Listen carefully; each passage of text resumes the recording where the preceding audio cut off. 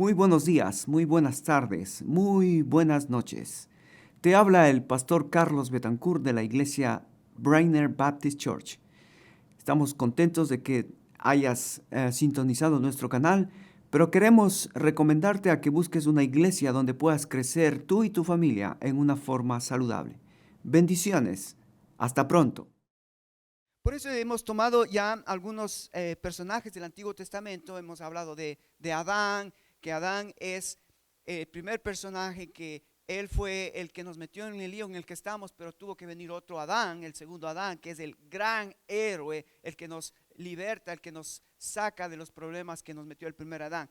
Luego vimos a Abraham, el gran padre de la fe, que una de las historias que nos narra Abraham es el hecho de que él como padre iba a sacrificar a su hijo, pero en los designios y en los planes de Dios no estaba que Abraham sacrificara a su hijo.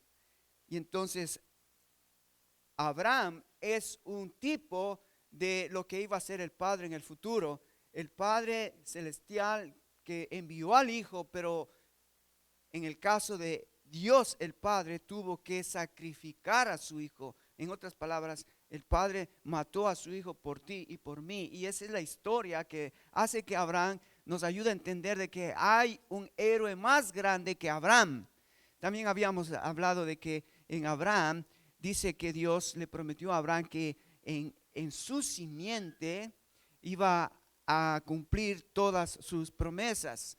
¿Y cuál era la simiente de la que hablaba en la Biblia en cuanto a que la simiente en la que íbamos a ser bendecidos? Acuérdate, dijimos que Abraham creyó a Dios y fue justificado. Creyó a Dios y fue justificado. Abraham antes de la cruz creyó a Dios. Pero nosotros ahora vemos la cruz adelante nuestro y vemos que en la cruz está la simiente. Jesucristo es la simiente de Abraham y en él somos benditos todos. Amén. Wow. Entonces estamos mirando estos eventos maravillosos que nos llevan nuevamente al gran héroe. De eso se trata, que nosotros como iglesia podamos mirar al gran héroe que tenemos. Amén.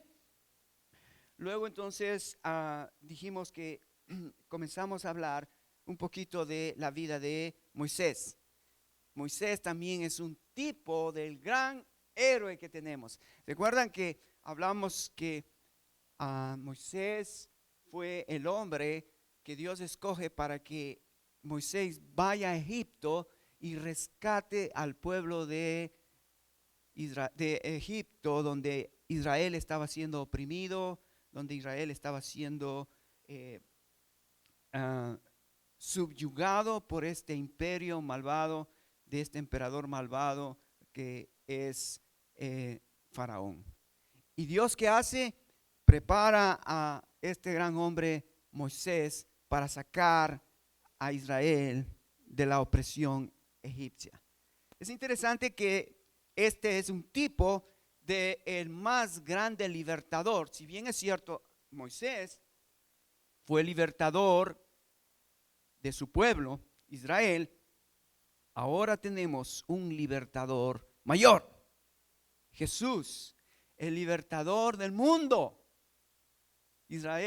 Moisés libertó a su pueblo, pero Jesucristo vino a libertar al mundo. Obviamente, no todos quieren ser librados, no todos quieren abrazar a este libertador para ser libres de las cadenas del pecado, de las cadenas de este mundo, de las cadenas de Satanás, de las cadenas de nuestra propia carnalidad. Jesucristo es el gran libertador que vino a sacar al hombre, a la mujer, de esa opresión en la que estábamos viviendo en el mundo, en la carne y bajo el dominio de Satanás. Así que, hermanos queridos, ahora entonces estamos mirando cómo Dios va a usar a este hombre Moisés para mirar nosotros el gran libertador que tenemos. Hebreos capítulo 3, por favor, quiero que vengas conmigo a la Biblia. Vamos a leer un texto en Hebreos capítulo 3, porque quisiera en esta mañana mirar dos cosas de Moisés. Así que Hebreos capítulo 3 desde el verso 1.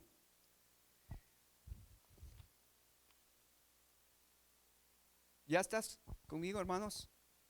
Amén.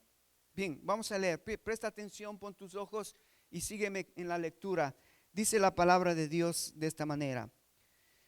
Por tanto, hermanos santos, participantes del llamamiento celestial, considerad al apóstol y sumo sacerdote de nuestra profesión, Cristo Jesús. Interesante que la Biblia le llama a Cristo Jesús como el apóstol y sumo sacerdote. Acuérdense que la palabra apóstol significa enviado, y Jesucristo es el gran apóstol del Padre, el gran apóstol de Dios.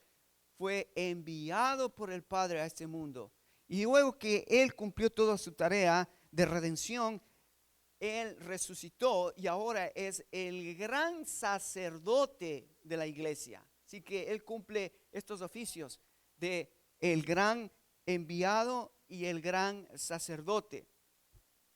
Ok, versículo 2 dice, el cual es fiel al que le constituyó. El cual es fiel al que lo constituyó. Claro, está hablando de Cristo, que es fiel al que le envió. ¿Quién le envió a Cristo a este mundo? El Padre. Entonces Jesucristo es fiel a lo que recibió de su Padre. ¿Ok?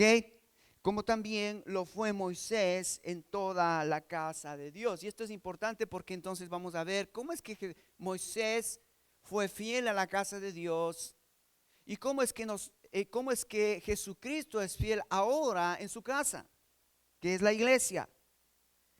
Ok, versículo 3. Porque de tanto mayor gloria que Moisés es estimado digno cuanto tiene mayor honra que la casa el que la hizo. Entonces, nota aquí que mayor honra Dios le da al Hijo que a lo que hizo Moisés cuando Moisés construyó la casa. Ya vamos a ver de qué se trata esa casa. Pero Dios le da mayor honra al Hijo. ¿Por qué? Fíjate el versículo 5. Dice, y Moisés a la verdad fue fiel a la casa de Dios. Moisés a la verdad fue fiel a la casa de Dios. Vamos a ver en qué cosas fue fiel Moisés. Dice, como siervo. Ahora esta palabra es interesante, fíjate, para testimonio de lo que iba a decir. O sea, lo que hizo Moisés era un testimonio de lo que se iba a decir en el futuro. Lo que hizo Moisés era un tipo de lo que iba a suceder en el futuro. ¿Con quién? Con el Hijo. Versículo 6 dice, pero Cristo como Hijo sobre su casa, la cual casa somos nosotros, si retenemos firme hasta el fin la confianza y el gloriarnos en la esperanza. Aquí nota que Moisés fue fiel a la casa de Dios. De la misma manera Jesucristo ahora mismo Él está siendo fiel en su casa. ¿Y quién es la casa de Dios ahora? Iglesia, nosotros, sus hijos, el cuerpo de Cristo, la familia de Dios, el rebaño, la vid, el edificio, la casa, el cuerpo, la familia. Hemos hablado de las metáforas, cómo Dios nos describe la iglesia en el Nuevo Testamento. Y hemos entonces visto cómo todas esas metáforas nos llevan a ver el valor de lo que es en realidad la iglesia. Ayer estábamos hablando de la importancia y el valor de la iglesia. Hermanos, nunca te olvides de dónde nace la iglesia, por qué es la iglesia. En nuestros mapas conceptuales hemos puesto, la iglesia es el producto de ¿qué? De la venida del Señor Jesucristo. Él tuvo que venir como niño, nacer, crecer, pero Él también, no solamente que vino a este mundo, pero en la venida de Él, la encarnación de Él, habla de ese amor de Dios que desde el cielo Él tenía el plan redentor para la humanidad, enviar a su Hijo. Segunda cosa, para que haya iglesia, para que exista la iglesia, para que tú y yo existamos, ¿qué tuvo que hacer Cristo? Morir, ser sepultado y resucitar. Ese es el evangelio. La venida de Cristo, su venida para morir, para ser sepultado y resucitar de entre los muertos. Ese es el evangelio. El evangelio es una persona, esa persona que vino a darnos la oportunidad de regresar nuevamente al proyecto divino que Dios había tenido en Génesis, de andar y caminar con el hombre. Ahora en Cristo Jesús, en este Jesús, bendito es que podemos nosotros nuevamente reencontrar el propósito por el cual fuimos creados. Pero falta una cosa, un tercer elemento para que la iglesia exista. La iglesia no podría ser abortada, no podría haber nacido si no vendría primero ¿qué? ¿Qué tenía que venir? Iglesia, ¿qué tenía que venir? Jesucristo prometió antes de irse que enviaría al Espíritu Santo de Dios. Entonces, iglesia, si tú estás conmigo, por favor, este es el contenido por qué existe la iglesia. ¿Para qué es la iglesia? La iglesia existe porque hay alguien que vino del cielo, dio su vida y ahora tú y yo estamos aquí porque este Jesucristo fue el que, por medio del cual la iglesia iba a existir en estos momentos. Recuerden, ayer estábamos también revisando que así como Adán estaba solo y Dios lo trajo a su ayuda idónea, Eva, ¿qué tuvo que hacer Dios con Adán? Iglesia, quitarle una costilla, pero antes de quitarle la costilla, ¿qué hizo? Lo durmió. Entonces, Adán tuvo que dormir. En otras palabras, la Biblia habla de dormir como el estado de muerte, y del costado de Adán sacó Eva y lo trajo a Adán y le dijo a Adán: ahora esto es hueso de tus huesos, carne de tu carne, y ya no estarás más solo porque esta será tu ayuda idónea. Entonces Dios tuvo que dormir a Adán, sacar a Eva y presentarla a Adán. De la misma manera, Jesucristo tuvo que morir en la cruz y Dios tuvo que de su costado sacar lo que ahora es la iglesia. Y me gusta lo que dijo el hermano cuando leyó que un día nosotros vamos a estar ¿dónde? En el cielo, y vamos a tener unas fiestas llamadas las fiestas del Cordero, la gran boda, la iglesia casándose con el novio que vino a rescatar a su novia, la iglesia. Amén.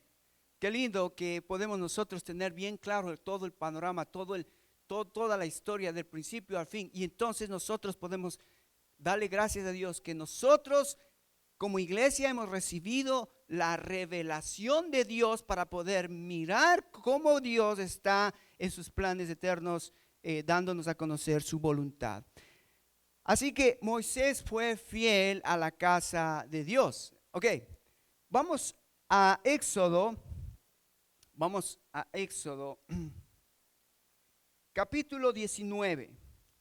Ya hemos hablado un poquito de cómo Moisés fue llamado. Recuerdan que vimos que Dios escogió a Moisés desde el nacimiento porque no permitió que Moisés muriera, a pesar de que Faraón había dicho que mataran a los niños, y pues Moisés fue salvado milagrosamente, creció 40 años en las cortes egipcias, y entonces Moisés 40 años fue preparado para la gran tarea. Él no sabía, obviamente, pero Dios tenía encontró los planes que tenía para Moisés. Y entonces, vimos a Moisés la semana pasada, ¿recuerdan? En Horeb. ¿Qué pasó en Horeb? ¿Se acuerdan, hermanos? Capítulo 3. Pastoreando ovejas. ¿Y qué sucedió en ese momento de pastorear las ovejas? ¿Se acuerdan? El arbusto que se quemó, que estaba en llamas, pero no se consumía. ¿Y qué experiencia para Moisés fue esa de cómo Dios quiso revelarse a Moisés para que él supiese quién es el que le iba a enviar a la misión? ¿Cómo se llama el nombre que le dio Dios a Moisés para que vaya a Faraón y a sus hermanos y les diga, ¿en nombre de quién va? El yo soy. Y vimos que ese gran yo soy del Antiguo Testamento era el gran yo soy del Nuevo Testamento. Y vimos que ese gran yo soy que llevó a Egipto Moisés y le dijo, vengo en el gran yo soy. Y Faraón se resistió, como 10 veces tuvo que Dios mandar 10 plagas para que Faraón aflojara su corazón, pero mientras más quería Dios sacar al pueblo de Israel, más se endurecía el corazón de Dios. Eso es realmente un misterio interesante, ¿no? Y eso sucede en nuestros días también. Hay gente que mientras más recibe revelación de Dios, en vez de ser más sensible a Dios, en vez de estar más receptivo a Dios, es como dice la palabra, ¿no? Que hay corazones que con la palabra se ablandan o se van endureciendo. Y ese es el concepto ¿te acuerdas que, por ejemplo, si tú pones la mantequilla debajo del sol, ¿qué va a pasar con la mantequilla? Se derrite. Pero si tú pones tierra con agua y lo dejas debajo del sol, ¿qué va a pasar con la tierra? Se seca, se endurece. Entonces, la palabra de Dios siempre va a ser un efecto. O endurece o lo ablanda. ¿Cómo está tu corazón? ¿Cómo estamos nosotros delante de Dios? ¿Nuestro corazón es receptivo a Dios? ¿Nuestro corazón cada vez que escuchamos la palabra se ablanda, es más obediente, es más sumiso, es más receptivo? ¿O nuestro corazón cuando escuchamos la palabra de Dios domingo tras domingo y en la semana leemos la Biblia, se endurece? Wow, dice que la palabra de Dios no volverá vacía, siempre traerá y hará lo que Dios quiere en el corazón de los hombres. Entonces Moisés va con el gran yo soy. ¿Y qué sucede? En la última plaga, ¿cuál fue la última plaga? ¿Recuerdan, hermanos? La muerte de los primogénitos. Mientras el ángel de Dios venía y pasaba el juicio por Egipto, morían los primogénitos. ¿Qué estaba pasando con Israel? ¿Qué le dijo Dios a Moisés que haga antes de salir en la última plaga? Mata un cordero, celebra la Pascua, pon la sangre en los dinteles. Porque el ángel, cuando vea la sangre en los dinteles, en las puertas de las casas, la muerte no pasará por ti. Entonces, mientras había muerte en el campamento egipcio, los israelitas estaban celebrando ¿qué? La Pascua. Estaban comiendo el cordero pascual. Estaban siendo liberados de Dios a través de este juicio que Dios había mandado para que aquellos que no estaban obedeciendo a Dios iban a ser, pues, obviamente castigados por este gran Dios. Así que Israel celebra la Pascua y el Nuevo Testamento, 1 Corintios capítulo 5 versículo 7, dice que para nosotros, ¿quién es nuestra Pascua? Jesucristo. Jesucristo es la Pascua que nosotros podemos celebrar ahora porque Él es el Cordero Pascual para la iglesia. Él es el cordero inmolado por tus pecados, por mis pecados. Así que ya esos eventos también son tipos de lo que iba a suceder en el futuro con el gran héroe que tenemos.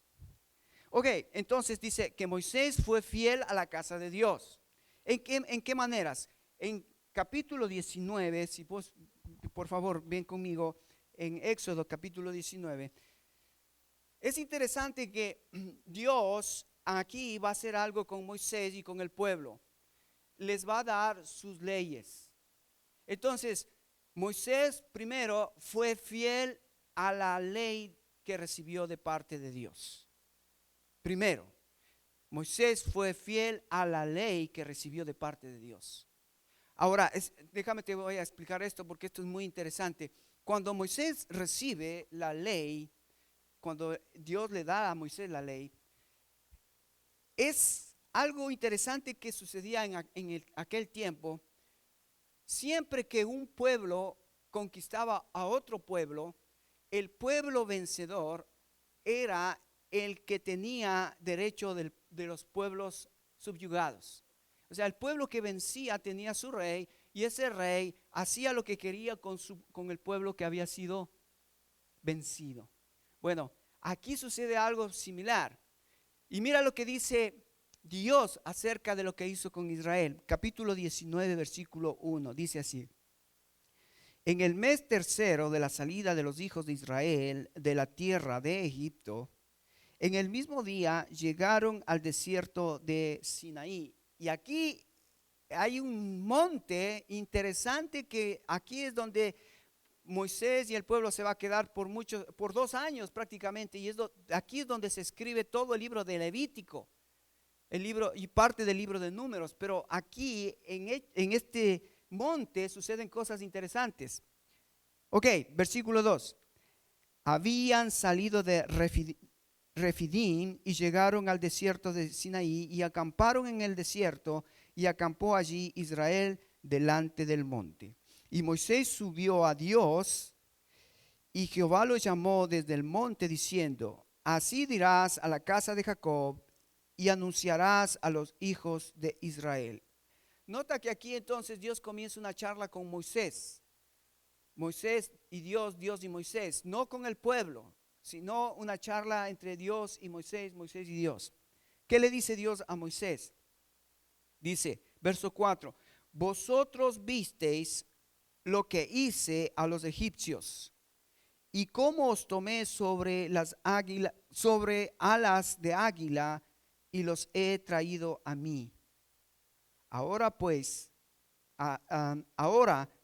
si diereis oído a mi voz y guardareis mi pacto, vosotros seréis mi especial tesoro sobre todos los pueblos, porque mía es toda la tierra. Ahora, nota aquí lo que pasa con Moisés y Dios y Moisés. Dios le dice a Moisés: Moisés, acuérdate que yo fui el que les sacó de Egipto. En otras palabras, yo soy el que venció a tus enemigos. Por lo tanto, yo tengo ahora la autoridad.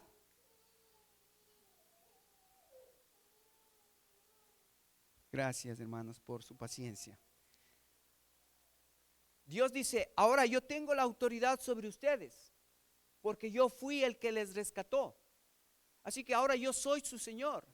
Yo soy el que voy a ser su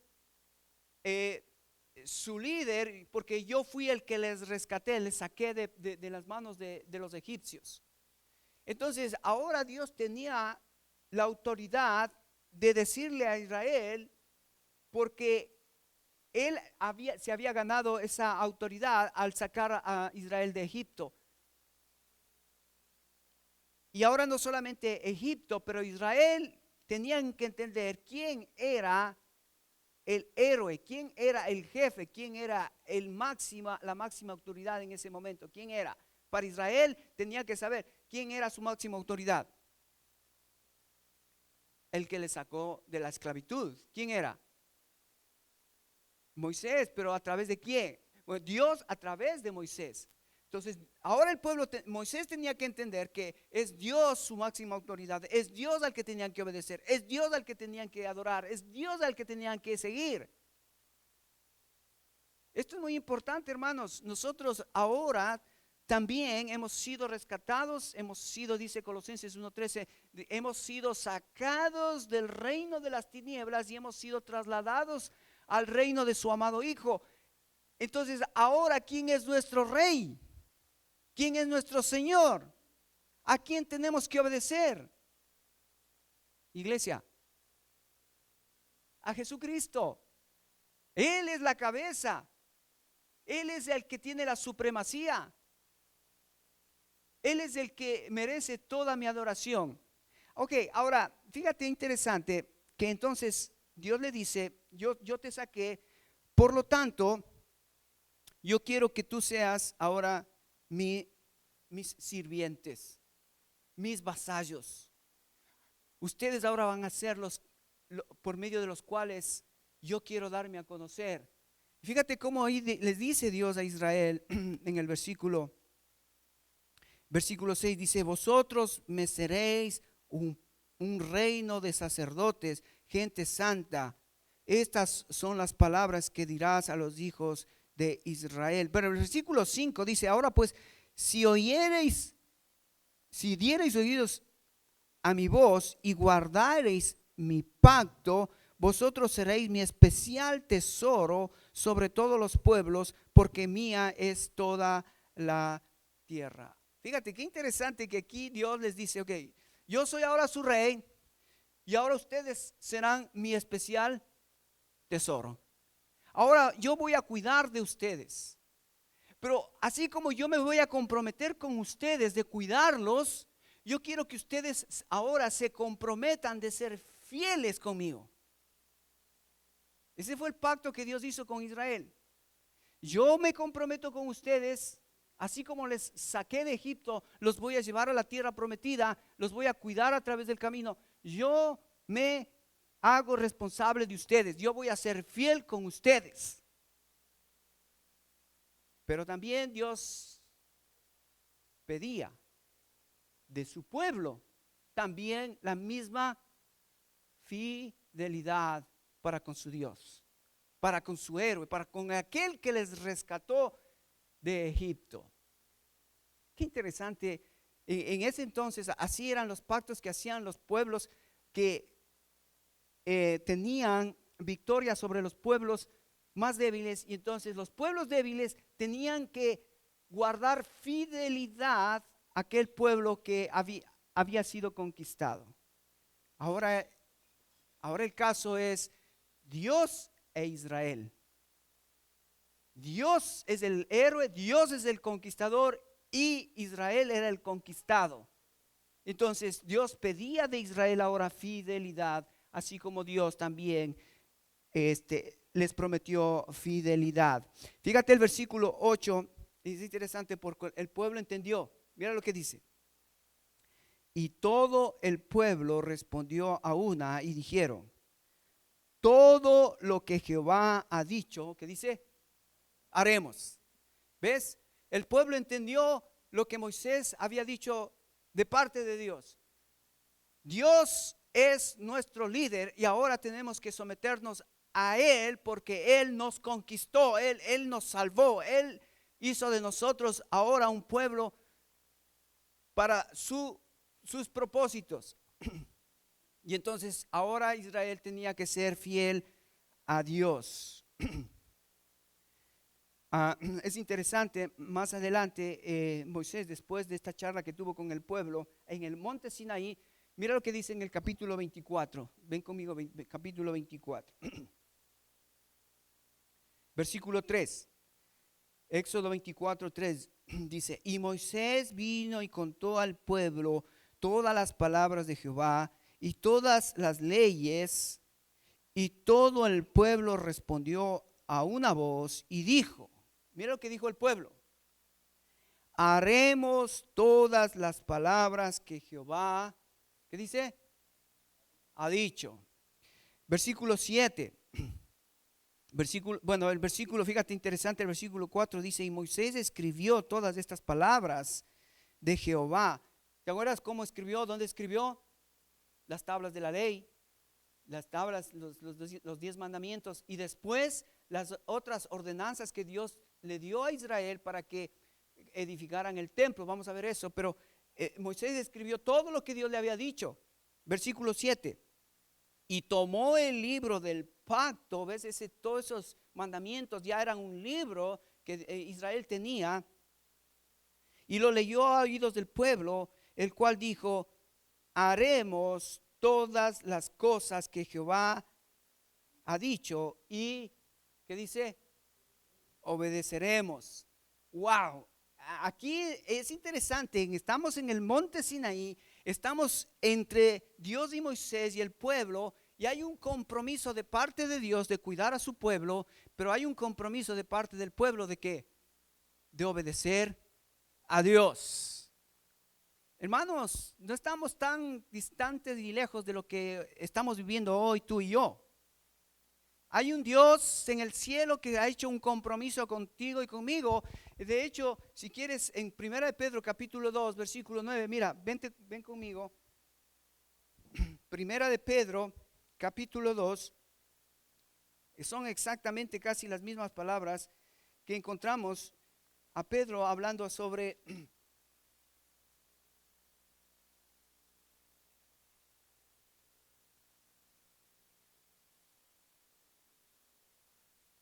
Primera de Pedro capítulo 2, versículo 9. ¿Estás conmigo, hermano?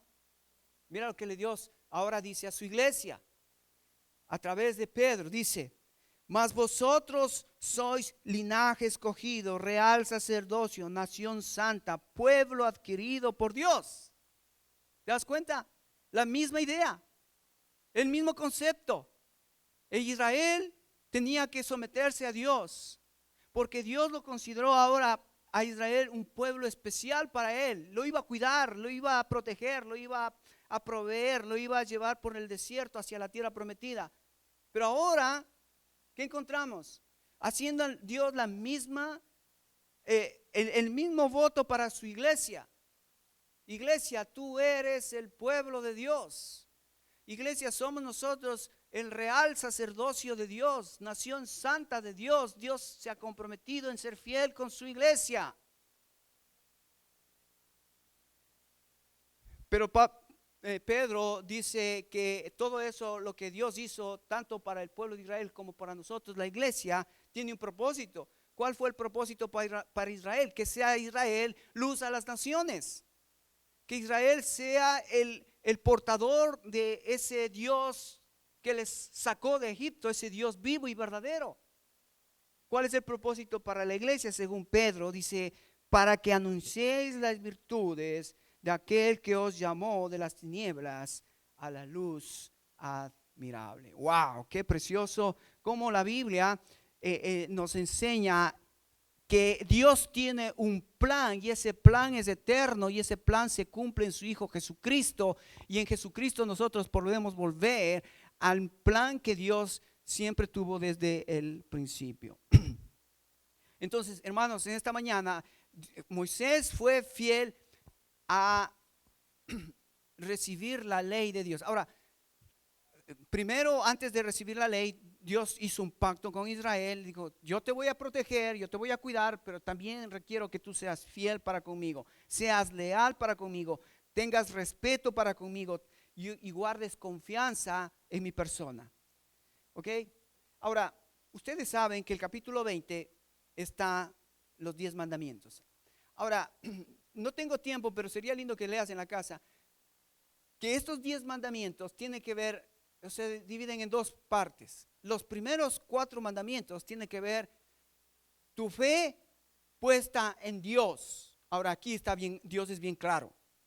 Dios es celoso y Dios no comparte su gloria con nadie. Dios quiere ser el número 1, siempre ha sido así y será. Y entonces, ¿cómo empiezan los mandamientos que Israel tenía que aprender y conocer de parte de Dios? Versículo 3. Bueno, vamos a leer desde el 1 para que tú entiendas que está hablando Dios con su pueblo y lo que Dios está pidiendo al pueblo. Y habló Dios todas estas palabras diciendo: yo soy Jehová tu Dios, que te saqué de la tierra de Egipto, de casa de servidumbre. Nuevamente, acuérdate, ese es el pacto que Dios hizo, como en ese entonces hacían los pueblos que conquistaban a los otros pueblos. Versículo 3, aquí está: no tendrás dioses ajenos. Versículo 5, no te inclinarás a ellos. Versículo 7, no tomarás el nombre de Jehová tu Dios en vano. Y luego está el día de reposo. Ahora, aquí hay 3 mandamientos respecto a qué tenía que hacer Israel con Dios. Primero, no tendrás dioses ajenos. Ahora, nosotros hemos hablado mucho de esto, pero vale la pena que recordemos que cuando nosotros queremos, mejor dicho, pongámoslo de esta manera, nosotros podemos sacar a Dios y en vez de Dios poner cosas que toman el lugar de Dios como el primer lugar. Y entonces cualquier cosa que desplace a Dios y pongas en primer lugar, eso que pones en primer lugar es tu ídolo. ¿Entendiste? Si Dios no es tu primer prioridad en tu vida, cualquier cosa que pongas ahí, eso es tu ídolo, en el cual te vas a inclinar, donde vas a gastar tu tiempo, vas a gastar tu dinero, vas a gastar tu energía, vas a gastar todo lo que Dios te da. En vez de poner al servicio de Dios, va a estar puesto al servicio de ese ídolo que tú y yo hemos puesto en ese lugar. ¿Entendiste? Cualquier cosa que tú saques del lugar que le corresponde a Dios. Y mira, para ser muy prácticos, nosotros, por ejemplo, como padres, podemos poner a nuestros hijos. Como madres, puedes poner a tu esposo. Como esposo, puedes poner tu trabajo. Como iglesia, podemos poner incluso simplemente para poder acallar la conciencia, podemos decir: no, yo sí voy el domingo a la iglesia. Pum, pongo el domingo en la iglesia. Y en vez de que sea Dios al que adore, vengo simplemente a hacer un show de que, aquí estoy. Pero mi corazón en realidad está en otra cosa, y mi corazón en realidad tiene otra cosa prioritaria en la semana. Entonces Dios dejó bien claro a Israel: mira, Israel, primero tienes que saber que yo soy tu Dios, no hay otro. Esa es la Shema que en Deuteronomio capítulo 6 mandó Dios a que el pueblo de Dios se memorizara, aprendiera: yo soy Jehová tu Dios, no hay otro. ¿Ok? Entonces, primero, Dios es primero y Dios no quiere competencias. Amén. Segundo, dice: no te harás imagen. Es triste, en nuestros países latinoamericanos todavía vemos esta gran tristeza de cómo la gente prefiere un crucifijo, prefiere una medallita, prefiere un santito, prefiere algo en su bolsillo para pensar: no, es que este es mi Diosito. Cuando Dios le pidió a Israel: no te harás imágenes de nada. Porque es interesante cómo el hombre, en su deseo de querer adorar a Dios, en su deseo de llenar ese vacío espiritual, en vez de adorar a Dios, busca objetos, busca cosas creadas que le ayuden a tener un contacto con Dios. Qué triste, ¿no? Qué triste que todavía vivimos, especialmente países subdesarrollados, que todavía pensamos que el Dios Sol puede ayudarme, que el Dios Luna puede ayudarme, que el Dios Relámpago está ahí en la cultura dominando. No sé qué otro Dios hay en tus pueblos, pero en vez de adorar a Dios, queremos una imagen, queremos alguito que me ayude a ver que ahí está Dios. Dios dijo, no, no te hagas imágenes. No te hagas dioses, no te hagas imágenes. Y por último, no te inclines ante nadie. Ante nadie. Apocalipsis capítulo 20, cuando Juan estaba mirando toda esa revelación que Dios le dio, el ángel vino y le dijo, Juan, Dios te ha revelado a ti todo esto. Entonces Juan dice que se inclinó y quiso adorar al ángel. ¿Qué hizo el ángel? No, Juan, a mí no me adores, adora a Dios. Adora a Dios. Entonces los 4 primeros mandamientos tienen que ver con Dios. No tomarás el nombre de Jehová tu Dios en vano. Qué triste es que mucha gente incluso usa a Dios para decir, te juro por Diosito. ¿Escuchado? Te juro por Diosito. Entonces, ni idea tienen lo que están diciendo. Le meten a Dios en asuntos que Dios no tiene nada que ver.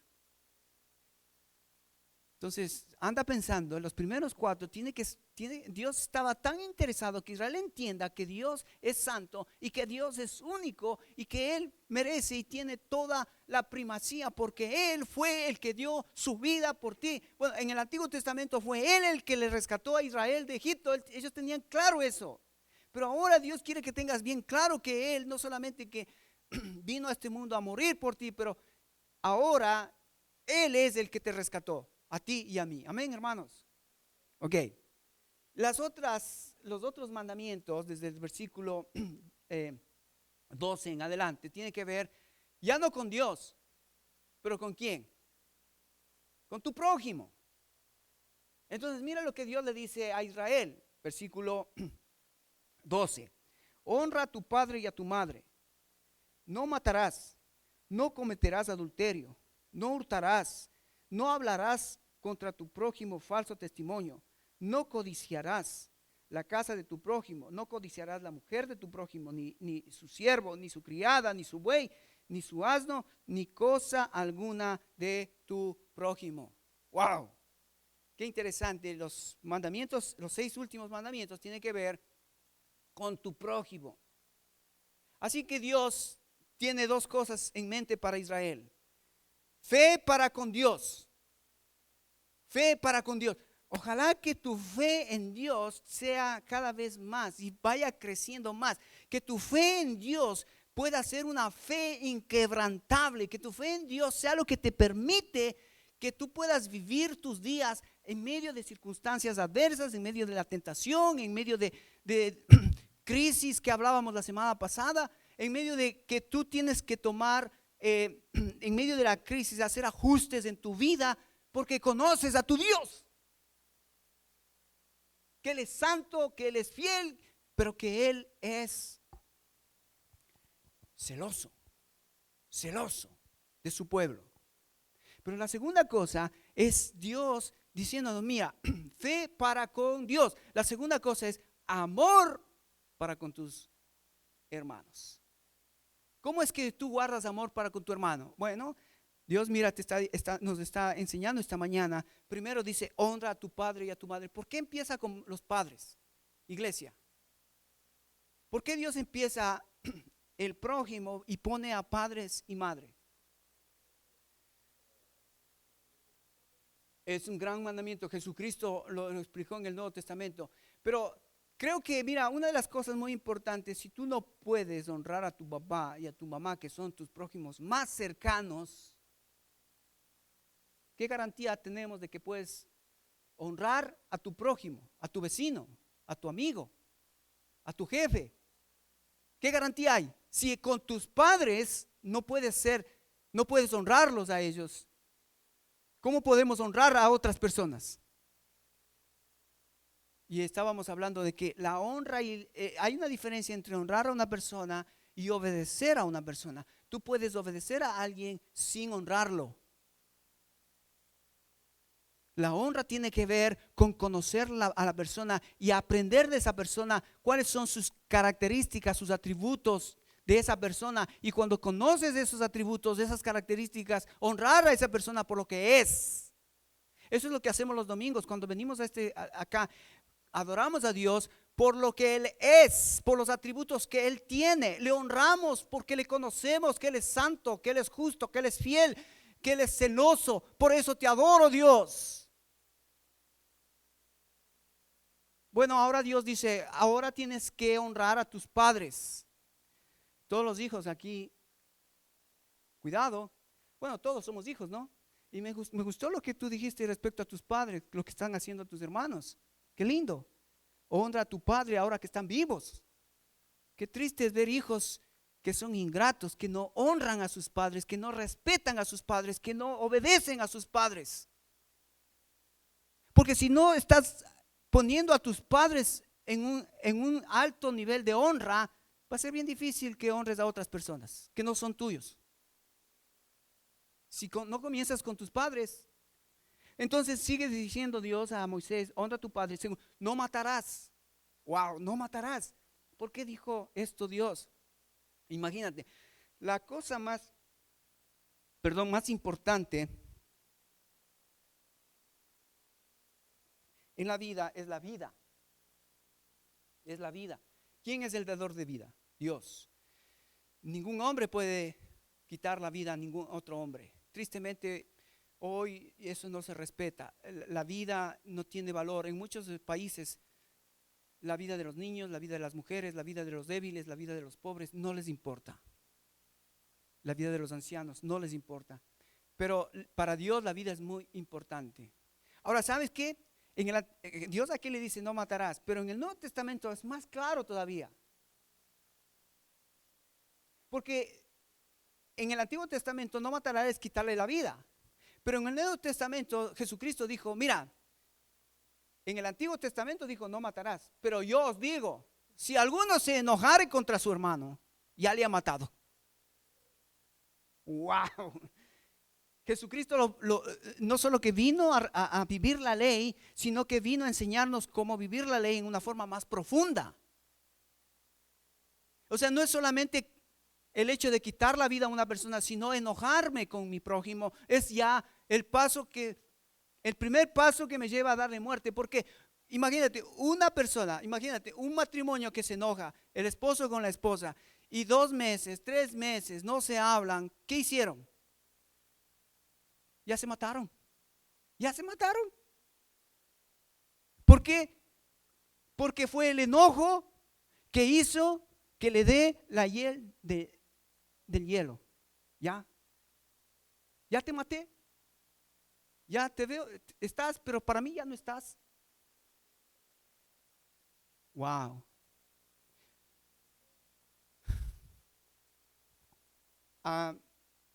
Bueno, voy a terminar acá porque no quiero alargarme más. Pero los mandamientos tienen que ver, acuérdate, fe para con Dios y amor para con tu prójimo.